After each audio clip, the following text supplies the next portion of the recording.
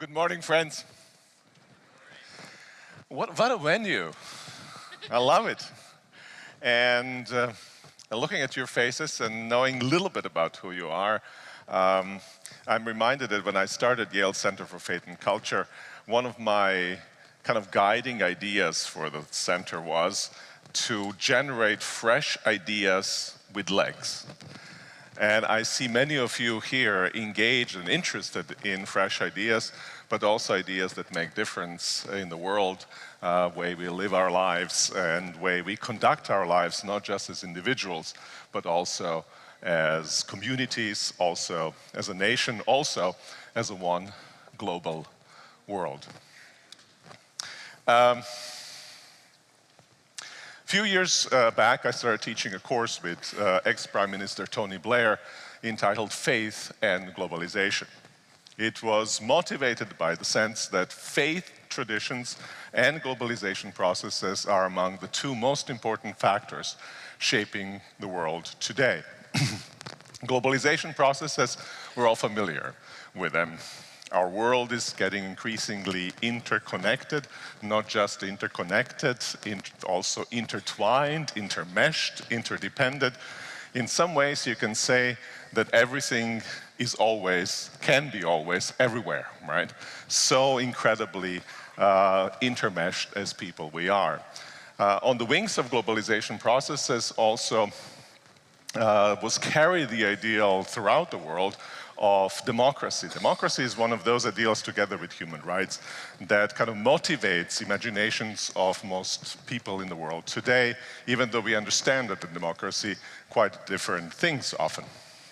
That's as much as globalization, I want to say. But on the faith side of things, it's an old story by now that faiths are not going away. To the contrary, faiths are experiencing a resurgence. Faiths in the world, major faiths in the world, particularly Islam, Christianity, Buddhism, are growing and growing in at relatively fast pace. The world is becoming more and more religious place rather than less and less of a religious place.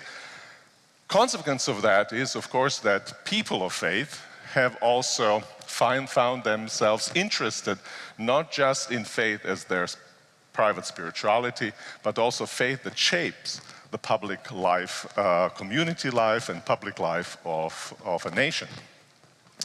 And partly that was influenced by the democratization, by the spread of the democratic ideal.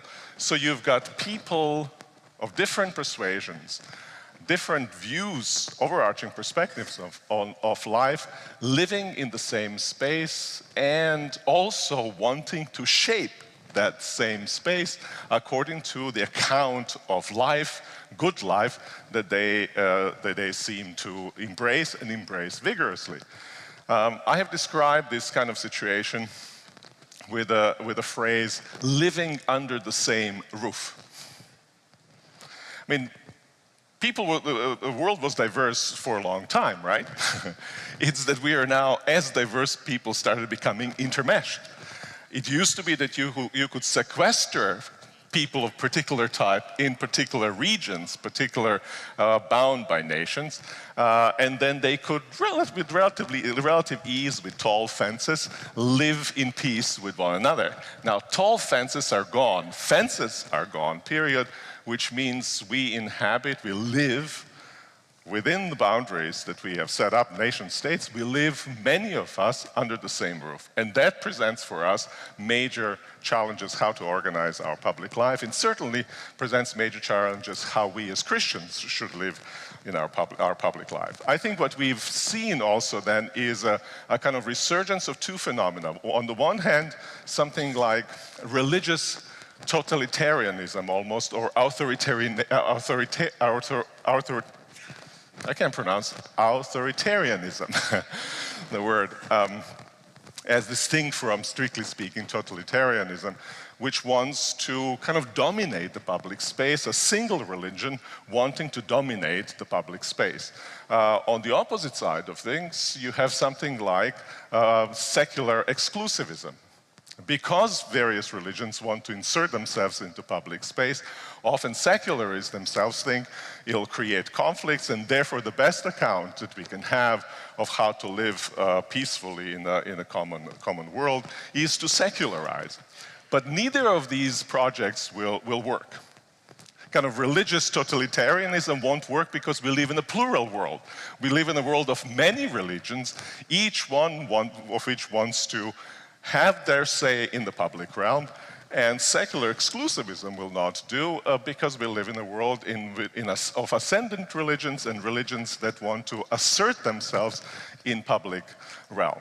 And so if we work with the idea of kind of single polity dominated by single ideology, I think this is a recipe for conflict, and I think what we need to do, and that's what I try to argue in the book of Public Faith, is we need a genuinely pluralistic political stance, and we need that genuinely pluralistic political stance informed by the deep convictions of our faith. We need to give up on the idea of anything like Christian Europe, or Christian America, or Muslim Egypt, and I can go down the line. We need to give up on the ideas of secular Europe or secular America as well. We need to think in terms of pluralistic space in which people from different backgrounds with different accounts of life, and that means for us Muslims, Buddhists, Christians, secularists, will have equal voice.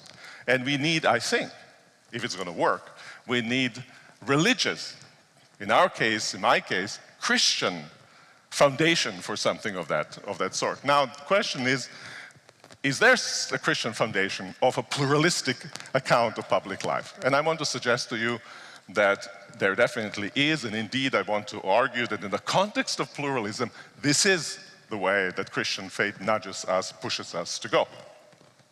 Now, some people think that religions are by their very nature exclusive, and therefore their very exclusivism will prevent them from embracing pluralism as a political project. There's some truth to that. Yet I'd want to argue the very opposite. And first, let me just take you a little bit back into history. Where does pluralism as a political project have its origin? Well, there was this guy, right, in the 16th century England, a very fervently religious guy whose name was Thomas Helwys. Thomas Helwys. He was a Baptist.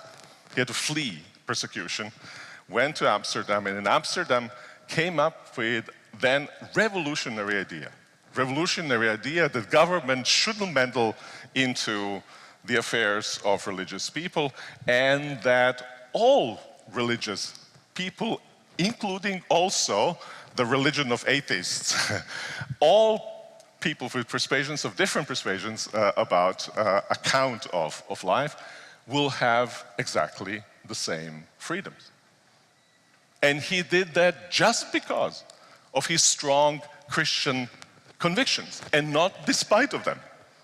And what he didn't do is simply say, I'm a persecuted minority, let me have freedom of religion for myself, but I won't worry for freedom of religion of others. Now that's the story that you have of Mayflower, of John Winthrop, right?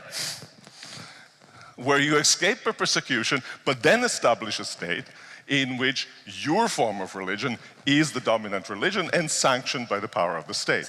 And so you've got then back and forth between John Winthrop and Roger Williams.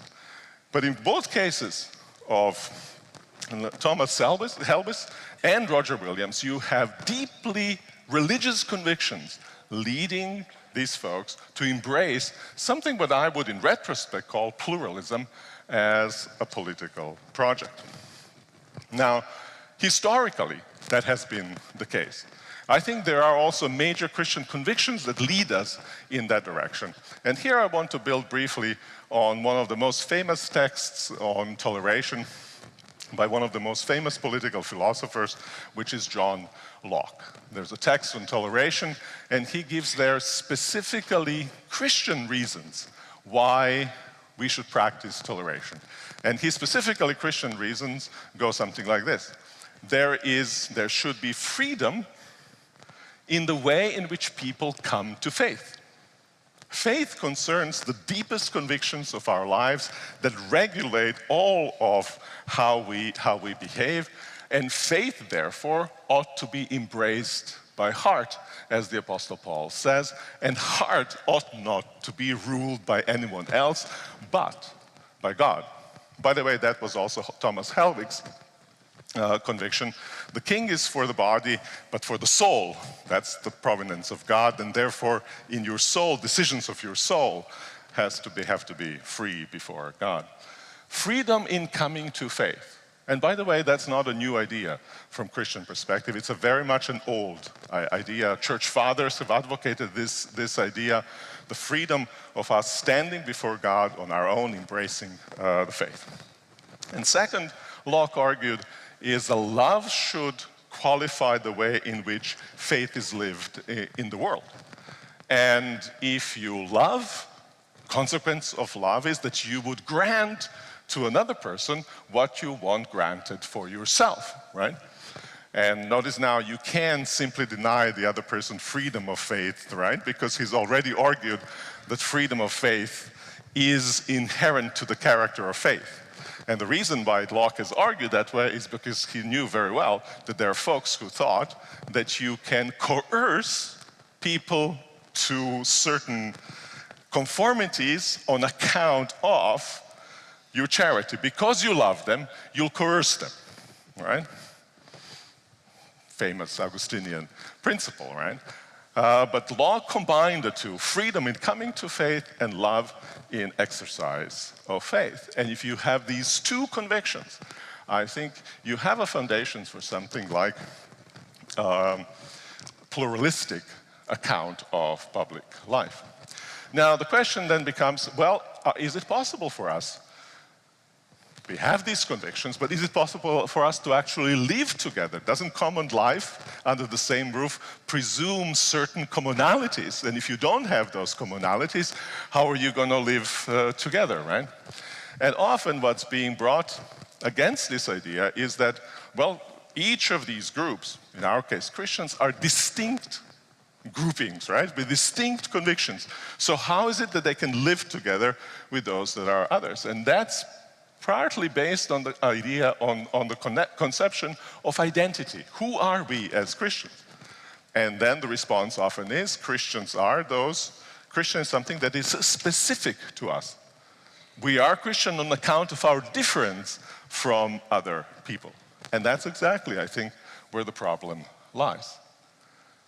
To be a Christian means to be different than somebody else, right? Than other groups. But it doesn't mean simply and purely to be different. I am a Christian on account of specific Christian convictions, and I'm a Christian on account of many common convictions that I have with other folks. I think it's the J. Crew jacket. There's nothing unchristian or specifically Christian about the jacket one wears, right? One may ask whether one has spent now too much or too little money to buy the jacket, right? But the jacket qua jacket is just kind of almost generically, specifically cultural jacket that has, irrespective to what we as Christians might or might not think. And the idea is basically rooted, you see it in the Gospel of John. Jesus Christ in John 14 says, I'm the truth. But it's the same Jesus who at the beginning as a word says that he's the one who enlightens everyone.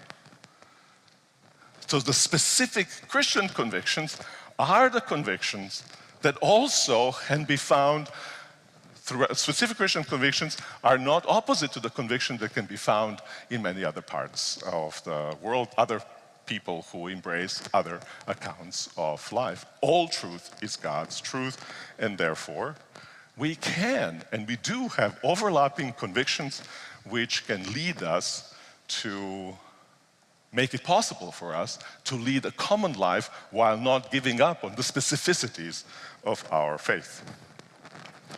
So we have historical precedent. We have good basic convictions to tell us that we can embrace pluralism political project. We have a foundation for it in commonalities as well as the differences.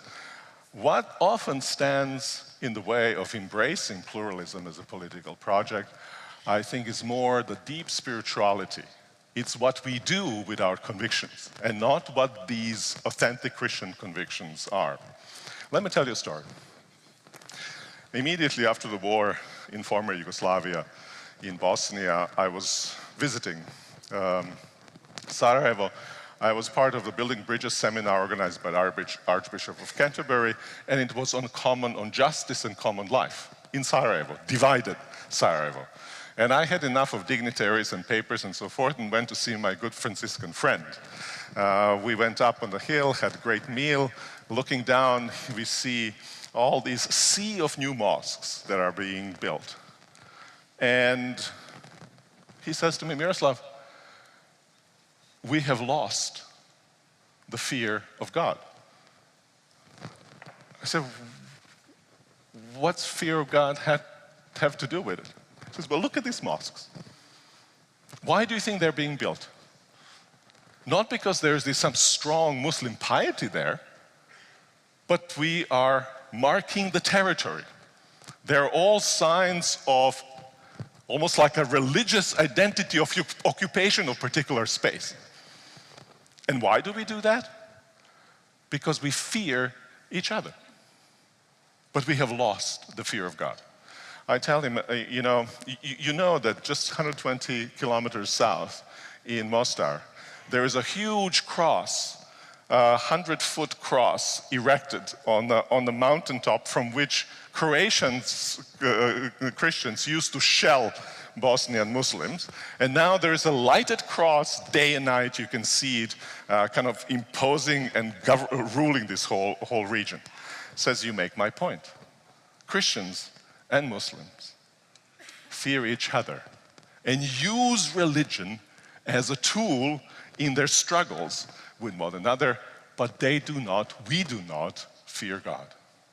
One of the most fundamental things I think we can do is to retrieve properly understood fear of God, reverence for God, reverence for Jesus Christ, God of all people, and reverence for Jesus Christ, who on the cross died so that all people can find space in the embrace of God and be free to embrace that very God.